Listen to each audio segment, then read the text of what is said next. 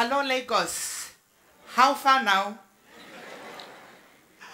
Today, it really feels good to be an African. I can say I really resonate with these words that former President Thabo Mbeki of South Africa said in the late 90s. How many of you relate and feel connected to that saying, that today it feels good to be an African?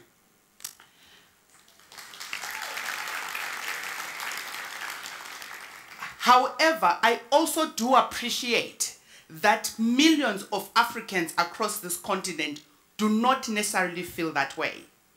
And I can relate to this because we have seen hundreds of thousands of Africans trekking through the Sahara Desert, getting onto North Africa, climbing onto boats, trying to get into Europe.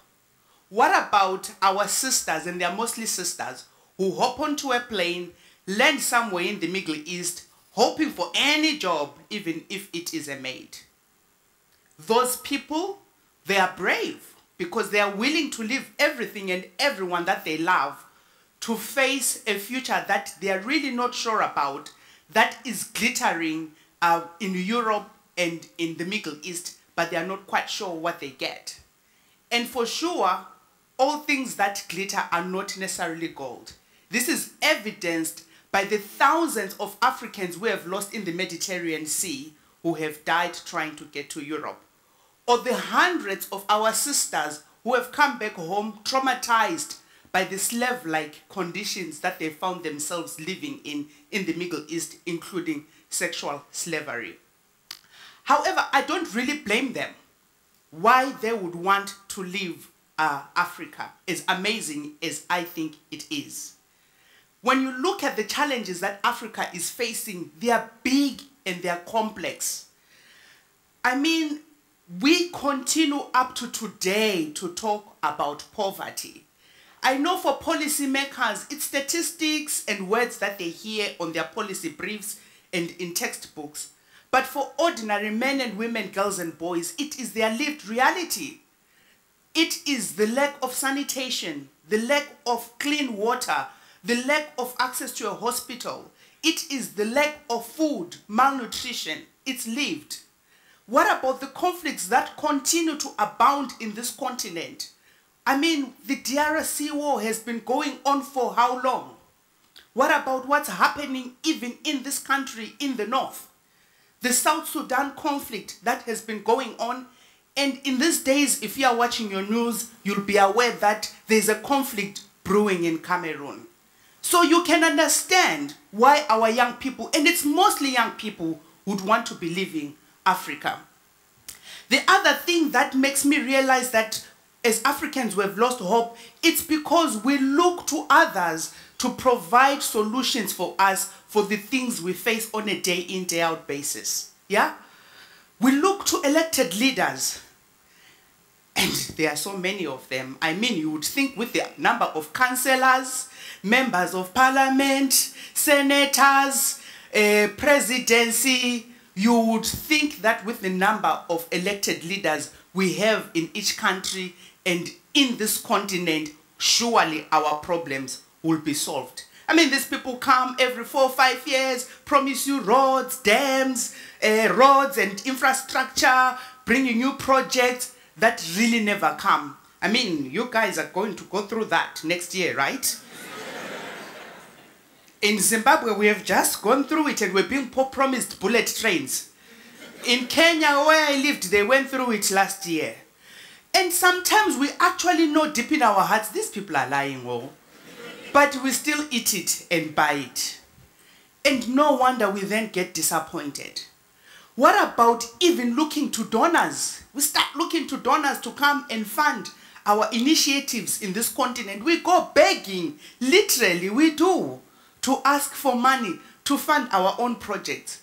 There are very few countries in this continent that can fund just their core budget, never mind the developmental projects, just the budget for their offices, for their staff to work. Don't even talk about ECOWAS, African Union, don't even go there. And yet we actually want to stand here and say Africa is free. We are free from colonial rule. We are free from Western control. Ha, come on. it is the piper, he who pays the piper calls the tune. So I am not sure about this freedom that we actually think we have.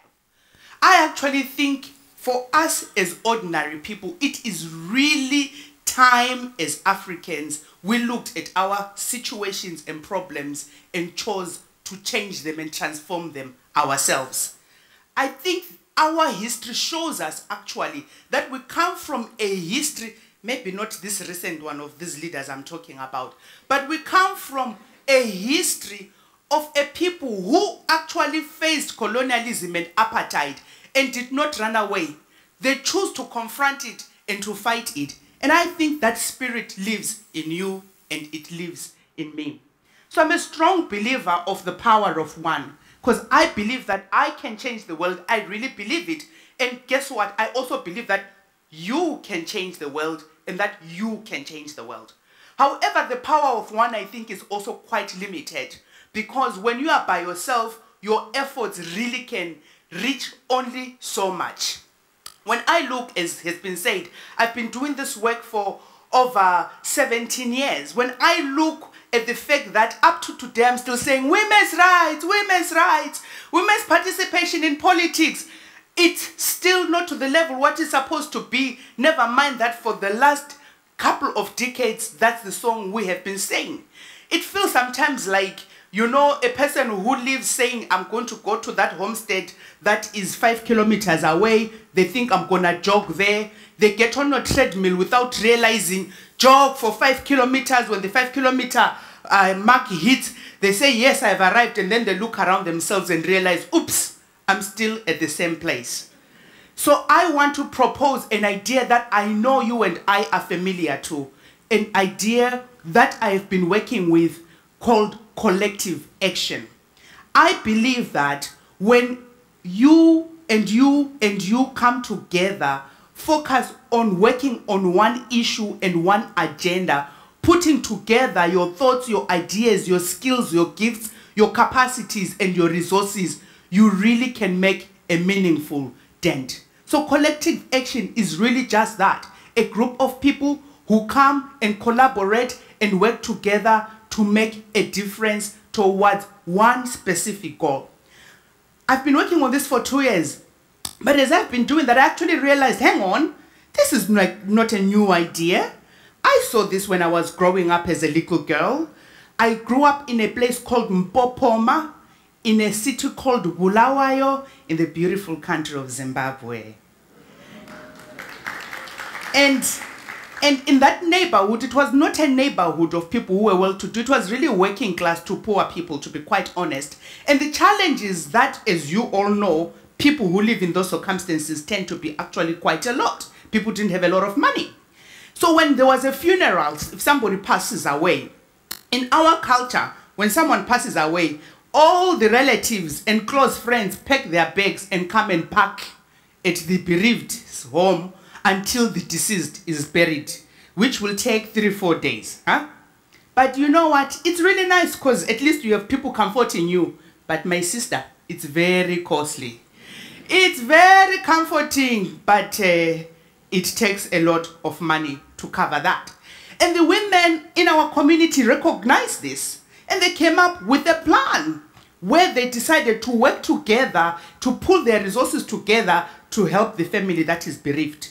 So they would organize themselves and would go to each family and homestead in the neighborhood, collecting a cup of maize meal, which makes a version of your swallows. We call it istwala. In Kenya, where I live, they call it ugali, made of maize meal. And they would also collect a bunch of green vegetables, which are what is popular for most poor people. That's what they eat. And go around the neighborhood. By the time they were finished, they could even have up to 50 to 100 kgs of mealie meal from a cup from every person. And for the 3-4 days, guess what? All the mourners were fed. And as I grew up and became a leader in my country, working with others to push for a new constitution, we started actually calling this form of organizing that I saw the women in my community doing, calling it coalitions. Those of you in the private sector, you call it partnerships, collaborations. But it's really all the same idea of collective action. In Zimbabwe, it is only when the labor unions, when the women's movement, when the youth organizations came together and put their energies together under one umbrella, what we call the National Constitutional Assembly, and pushed for one ask: we want a people-driven constitution. Did we push the Mugabe regime until he faced the first election he ever lost and actually conceded in the year 2000 when we did the constitutional referendum? Now, I know at that time we didn't really manage to get rid of Mugabe. We now have done it.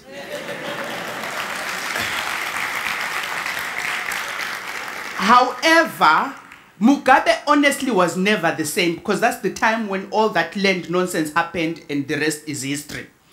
But also what I can tell you is we pushed the democratic project for Zimbabwe to a new level, and it was really never ever the same. So I have seen the power of people coming together and transform their situations and their contexts. I want to share something, and it's more meaningful, and put a spotlight on Kofi Annan, who we've just had passed away today. He was in Zimbabwe last year just before our elections. And there's something that he said that was really powerful, and I carried it with me. So I actually prepared this without even knowing that, of course, this was going to happen. Kofi Annan said to us in Zimbabwe last year, when the leaders fail to lead, let the people lead and the leaders follow. It is a powerful concept, because I actually saw it happen last year when I started working with a group of people from South Sudan. South Sudan is a country that is currently going through war. And it has been actually in war for over 50 years, the Southerners with the North, if you know your history. But when they finally attained independence in 2011, we actually thought South Sudan, and the newest country in Africa, has just about made it. The people of South Sudan, the war is really based on a lot of differences that as Africans I actually think we related. We all know now the issues around tribe and who gets what in society and in community. But the civil society leaders, the social entrepreneurs that I actually was working with last year, were willing to put aside their differences, were willing to overlook the fact of that I might look at your nose and know you're from this tribe and not like you, but right now South Sudan is more important than my dislike for you. When they realized that the peace process, the peace that they thought they had gained in 2011, which they lost in 2013 because then 2013 they went into war. Then the leaders got together in 2015, signed a peace agreement. But then 6 months later, they decided to go back into war again. So in 2016, there was an impasse and people were being killed. They decided to come together and work collectively and push for a peace process so that they could see their country get to peace again. It was through the work of these civil society leaders, social entrepreneurs, people who didn't have the positions, who didn't have guns to force people to the table, who moved through collective action and catalyzed the process that forced the leaders of the IGAD region to put the peace agenda back on the table. As we speak, in a few weeks, the South Sudan leaders will be signing a peace agreement that they've already considered to and agreed to. So it is possible that ordinary people can actually effect change. It doesn't have to be a big agenda like stopping a war, although we actually can do that. It doesn't have to be a big agenda like fighting corruption, although we can actually do that. It could even be maybe just dealing with the potholes in front of your road. You all realize this, it's an endemic problem across Africa. But through collective action with your neighbors, you can actually tackle that challenge. And maybe start small, and maybe start there. But one thing for sure that I am confident about today is that when you, my brother, and you, my sister, and you choose to come together, work collaboratively, focusing on one specific issue, you really have the ability to change Lagos, to change Nigeria, and to change Africa. Thank you.